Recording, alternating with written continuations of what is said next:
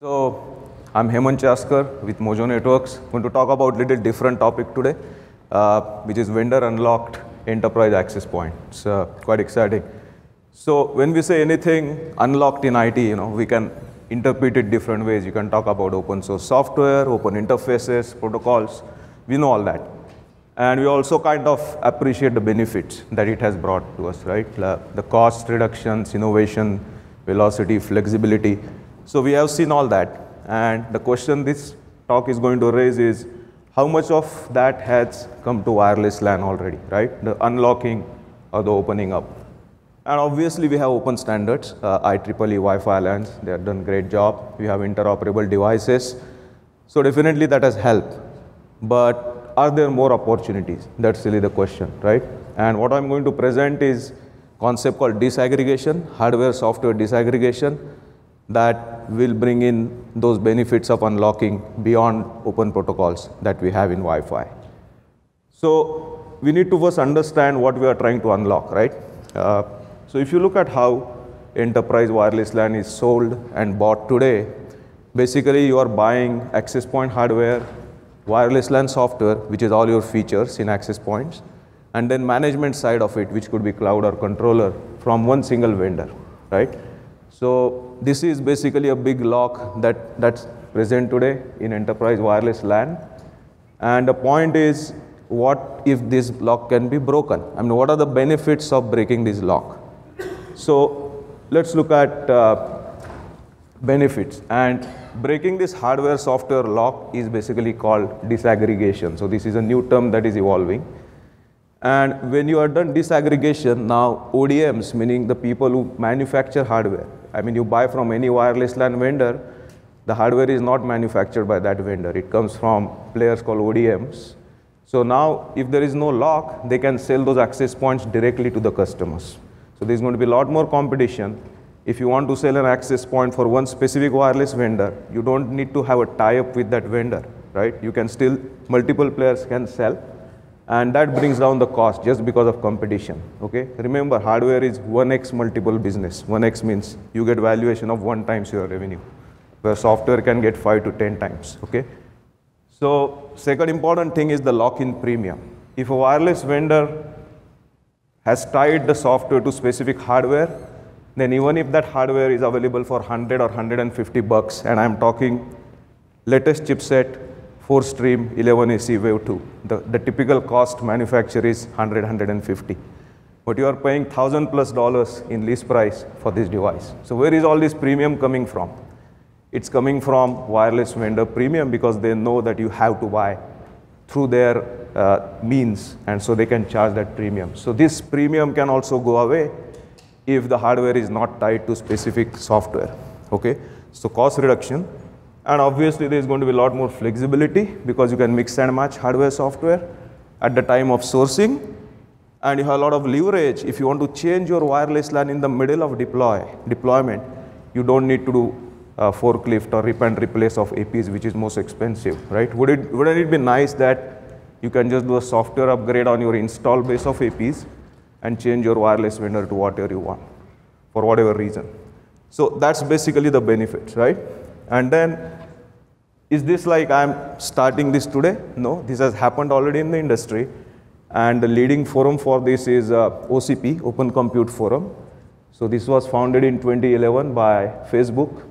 They successfully did disaggregation for data center servers, both on the compute and storage side. So these products are available today, and they are in deployment on data center side.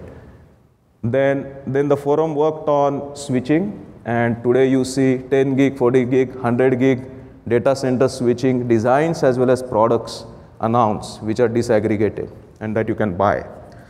So the interesting thing happened last year was they started the new group called Campus, Branch and Wireless, and that's where the wireless LAN comes in, okay? So we will be working in OCP on this concept. So how does it really work? So real quick anatomy of your access point. So whatever is inside the dotted line is called hardware platform.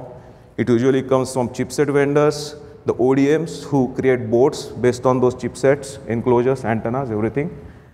And then you have a wireless LAN software and management riding on top of it, right? So what OCP does is specifies this interface called ONIE, Open Network Install Environment. It's a piece of software. If that is present on that hardware platform, and if there is a corresponding adapter for it on the software side, the wireless LAN vendor side, then you can actually change this software to whatever you want. An important point to remember is what type of hardware, 2-stream, 3-stream, 2-radio, 3-radio, up, high-end, low-end, doesn't matter. This is a software concept, okay? Similarly, if you are doing cloud, controller, what wireless LAN feature, that's not relevant. The relevant part is that glue called ONIE, right? So that's what is being standardized. And that's how it has been done in server as well as switch side too, I mentioned. So very quick way how it's going to work. So during initial boot process, what happens is it boots with ONIE. It doesn't boot with your network operating system, as I call it. And then this ONIE searches for where the network operating system is. It could be in the local storage, or it could be remote, at a URL. And then ONIE fetches this and install this on this bootloader. So all the ONIE spec is around how the partitions should be, how to look for network OS, how the network OS should respond, right? And how to switch the boot process after the installation is done.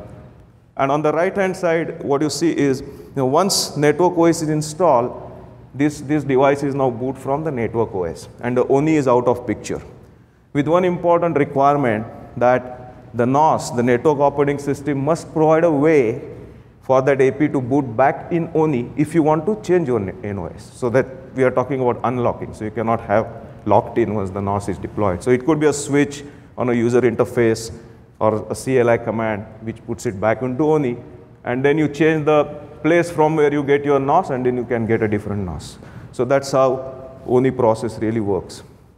So where is this today? So 3 Broadcom-based ONIE-compliant AP hardware platforms have already been submitted to OCP for ratification or testing. So they are already there, out there. We are still awaiting first Qualcomm-based ONIE platform, which is the hardware with the bootloader having ONIE on it.